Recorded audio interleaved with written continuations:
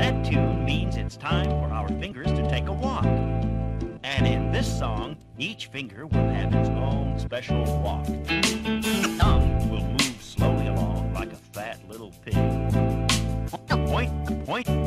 Pointer will go hop, hop, hoppeting, and each of the other fingers will have their own special walk.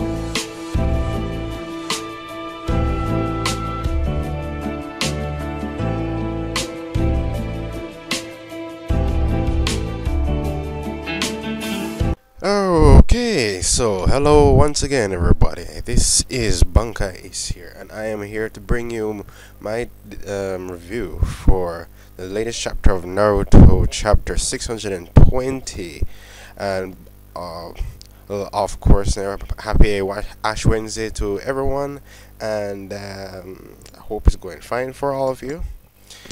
Chapters for today definitely made quite a pleasant day for me so far, so let's get right into it. So what we have here, huh? Okay, this chapter was pretty good. It was very good actually, in my opinion. It was very good in my opinion because the way it was structured, even though not that much happened, what the particular things that actually did take part in the chapter was pretty good. So getting right into it, it starts off from where it continues from the last chapter, where Sasuke asked Hashirama two questions: what is the village of Konoha, and what are shinobi?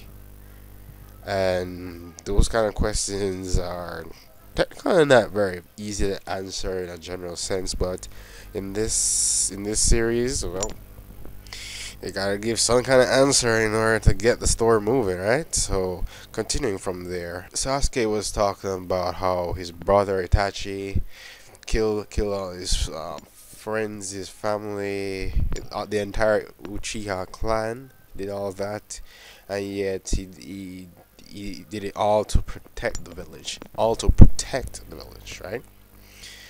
And then he questions from that. So what's it about the village of Konoha that's so special that it goes so far in order to just protect it? More so, why would they order Itachi to go that far in order to just protect the village? What's so special about the village? And those are the kind of questions that were being raised by both, well, more so by Sasuke, and the one who wanted to answer them was Hashirama, but the one who insisted on answering them was Orochimaru.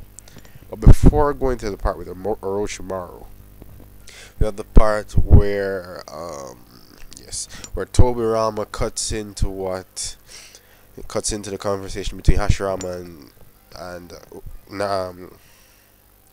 between Hashirama and Sasuke's questions. And then he gets very annoyed because the fact that he's an Uchiha, he says that he's just gonna be another murderer, right? So immediately he wanted to go, and this was where the chapter just went crazy, where this epic panel where Tobirama just looks beast. He was just about to just unleash. If he wasn't under Edo Tensei, he would have. But. To counter that, Hashirama comes with something awesome. He just turns around. This panel here, where he turns around and looks at Tobirama and says his name, Tobirama, calm your freaking tits down. It was so crazy. It caused the entire room to crack. The entire room that they were in, it cracked the minute he said that. That's practically like Shang's haki right there. And it's right there we can say that Hashirama definitely showed why he is indeed the creator of the Shinobiverse. Basically. And Orochimaru now was saying that he, in order to control Tobirama, he definitely needed the Hashirama cells from the Zetsu body, or else he wouldn't be able to. Since he resurrected them with not just their own powers, but full power, as in probably more power than they ever had while living. So you know that's definitely insane. Just to imagine right there, all the Hokages come back with even more power than before. Poor mother. Okay, so continuing from there, Tobiram was calmed down, but damn, Suigetsu was melting with the entire place cracking around them. And then Hashirama's just laughing it off, saying that, "Oh, don't mind Tobirama. Don't mind Tobirama." Damn, Hashirama, that was impressive. That's what we're talking about. And then, um, then even Hiruzen was commenting that, "Oh, that's good. That's the same Hashirama from back then, who used to be so damn powerful. Just shouting alone could crack everything around him. He's insane." Oh, continuing from what I was talking about with Orochimaru using Senju DNA to control Tobirama. It turns out that he wasn't even able to. Actually, all this time, he wasn't able to control Hashirama with this power under the Edo Tensei. And the fact of the matter is, Hashirama has been probably free of the entire Edo Tensei from the get go. So right now, he's the only one who's not under Orochimaru's control, meaning that he can go nuts at any time he wants, if he chooses to. But that's apparently not how Hashirama is. He's willing to comply and everything. So it goes now to the parts where everybody was alerted that, okay, there's a war going on and it's Madara who's causing it. He was revived. All the Kages realize this, and it's like it's only then they start to realize that, okay, they're feeling Madara's chakra, and not just Madara's chakra, but Naruto's chakra as well as a Kyuubi's chakra. And there's where Minato realized that Naruto was able to not only control the Kyuubi but also fight together with him. So that's pretty good right there.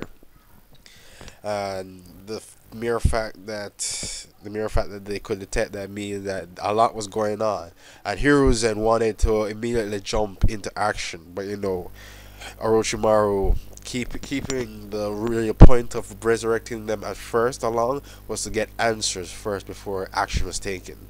So I like that part. Overall, how the entire thing progressed, how the entire chapter was definitely a breath of fresh air from the current nonsense of what was going on Naruto's side, the brunt of the war. It was too recurring. But this chapter, or these chapters, with Sasuke and Orochimaru and the Kage, is definitely more interesting. So I will continue by saying that Tobirama, yeah. Out of the four Kages, though everybody loves Minato and Hashirama, and some may respect Hiruzen a lot, I have to say Tobirama, the most underrated of all of them, or the most unknown of all of them, he's my favorite. Everything about him, he's my favorite. He's a beast. He's a freaking beast, and I love that. It's just to see him more in action now. That's what I want to see. And the way he put his hand on the wall, and he just cracked it. Just like that. Wow. Alright, so anyway, Hashirama sits down, Tobirama comes down, and everybody gets ready for story time by Hashirama, where, oh, look at that, we finally get the manga version of the flashback with Madara versus Hashirama, and with the Kyuubi under his control.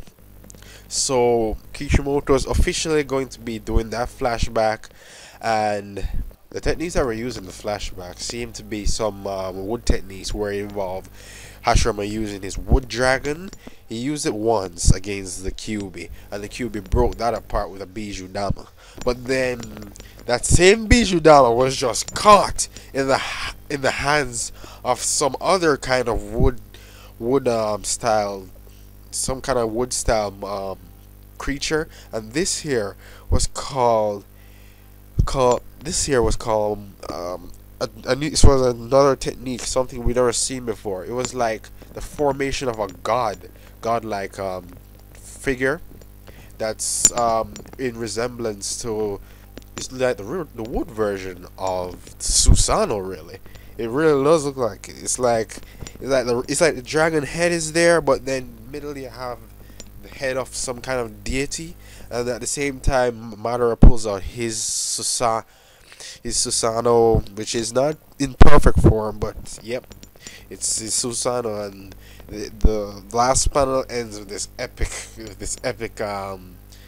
face off between the Mokujin no Jutsu and Susanoo. So yeah, pretty much that flashback is definitely going to be very interesting, and it's going to be quite a treat for all the persons who were longing to see the flashback and everything. So overall, my thoughts on this chapter: structurally, it was pretty well paced, pretty well ordered.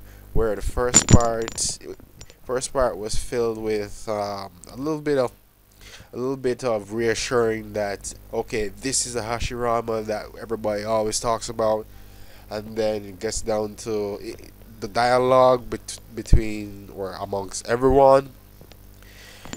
It had a balance of just about everything, though it didn't even need any action per se. It had quite a nice balance to it. Even the flashback, which Kishimoto likes to just toss in there unnecessarily, this time is very necessary and interesting. So my rating for this chapter is definitely a 4.5 out of 5. This was an awesome chapter of Naruto. It held my interest, and I have to give Kishimoto credit. He's doing this part very well, and I hope he continues on this pace at least until he gets back onto the main war front.